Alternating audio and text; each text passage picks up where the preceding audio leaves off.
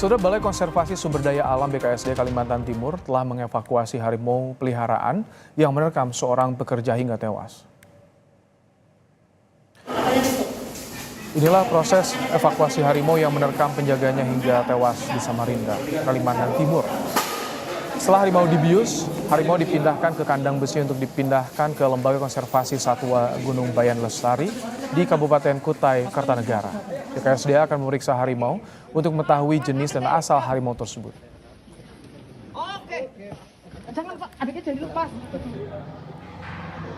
Polisi telah menetapkan pemilik harimau bernama Andre Sugianto menjadi tersangka pada kasus penjaga hewan meninggal dunia diterkam harimau di Samarinda. Menurut Kapolresta Samarinda, Kombes Ari Fadli, pemilik harimau yang juga sebagai majikan korban, telah ditetapkan sebagai tersangka dan dijerat pasal berlapis terkait pasal kelalaian dan pasal pemeliharaan binatang yang dilindungi tanpa memiliki izin. Saat ini pihak BKSD Kaltim juga telah mengevakuasi harimau tersebut ke Balai Konservasi. Permasalahan ini kan spesialis ya, spesialis. Ada yang terkait dengan konservasi sumber daya alam hayati atau hewan liar yang secara undang-undang tidak boleh dipelihara, ya. Jadi oleh karena itu kita juga gunakan Undang-Undang Nomor 5 Tahun 1990 tentang konservasi sumber daya alam hayati dan ekosistem, itu pasal 1 ayat 2 yang ancaman hukumannya juga 5 tahun. Kemudian kita habis dengan pasal 359 KUHP karena lalainya mengakibatkan orang meninggal dunia, ya.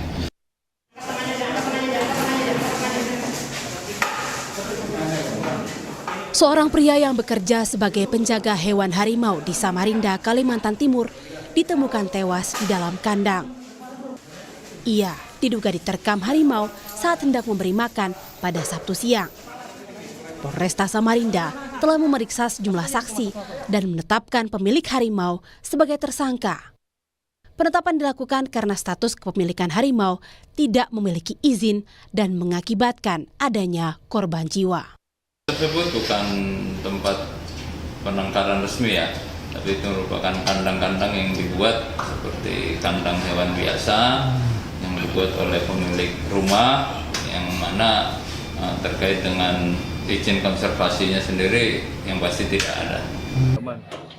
Peristiwa ini diketahui istri korban yang khawatir karena suaminya tidak mengangkat teleponnya sejak pagi. Istri korban terkejut ketika melihat suaminya tak bernyawa dengan kondisi mengenaskan di dalam kandang. Petugas sama bosnya Andre ini diberitahu untuk membersihkan kolam. Pergi ke kandang pergi ke tempat harimau ini jam 10:30. Suami saya nungguinnya dari jam 11, kok nggak ada kabar, nggak ada kembali. Biasanya kan dia sebentar aja di sana. Datang Andre langsung datangi suami saya di kandang belakang. Pas datang si Andre ngomong, "Mbak, si Sur sudah meninggal." Aku bilang, "Kok bisa kok?" Dia bilang, "Iya, sudah lama dia meninggal." Aku bilang.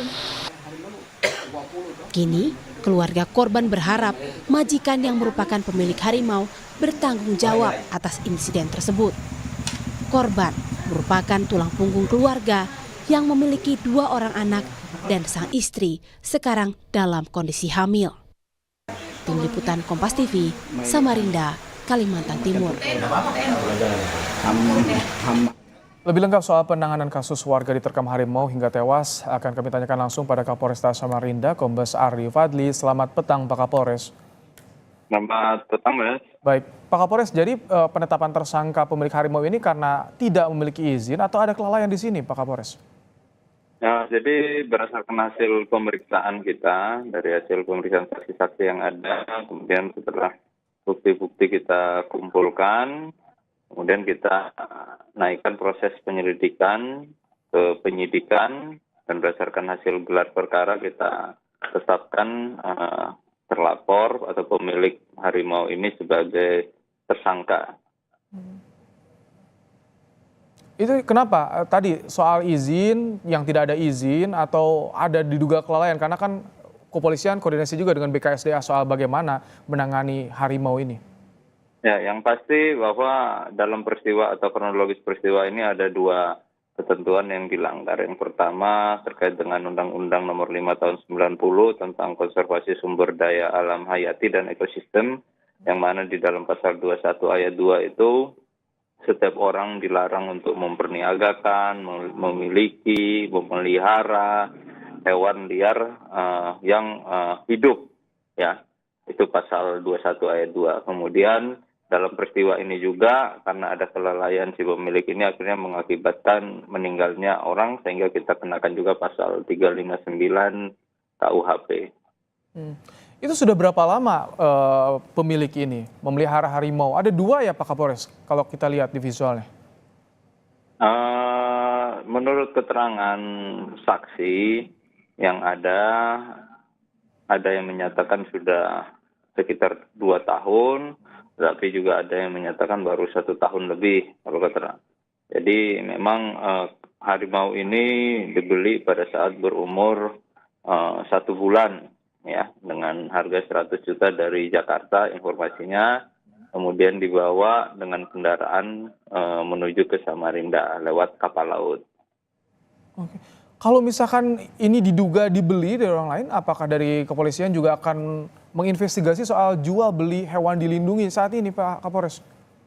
Yang pasti itu akan tetap kita telusuri, karena setiap keterangan yang disampaikan atau yang kita dapatkan pasti akan kita telusuri untuk mendapatkan fakta sebenarnya seperti apa. Kalau kondisinya seperti apa sih di kandang itu Pak Kapolres? Apakah betul-betul aman? Soal tadi kelalaian karena kan yang Anda sampaikan tadi Pak Kapolres.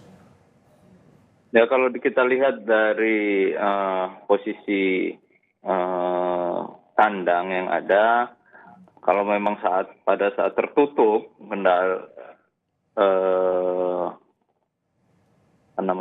kerangkengnya itu tertutup rapi, kemudian dikunci, ya aman-aman saja. Cuman kita tidak tahu peristiwa hari itu seperti apa kejadiannya. Nah, oleh karena itu kita masih mencoba menelusuri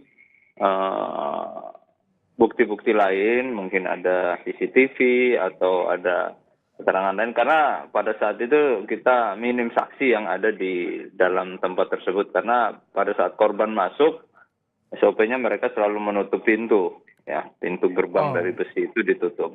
Jadi tinggal mungkin harapan kita adalah bagaimana mungkin kita bisa memperoleh bukti-bukti lain untuk membuat terang, membuat bagaimana sih terjadinya. Kronologisnya ya. Ya, kronologis. Baik, terima kasih Pak Kapolres Samarinda Kombes Arif Fadli telah menyampaikan bagaimana informasi soal warga yang tewas diterkam harimau di Samarinda, Kalimantan Timur. Terima kasih Pak Kapolres. Terima kasih, ya Mas. Selamat sore.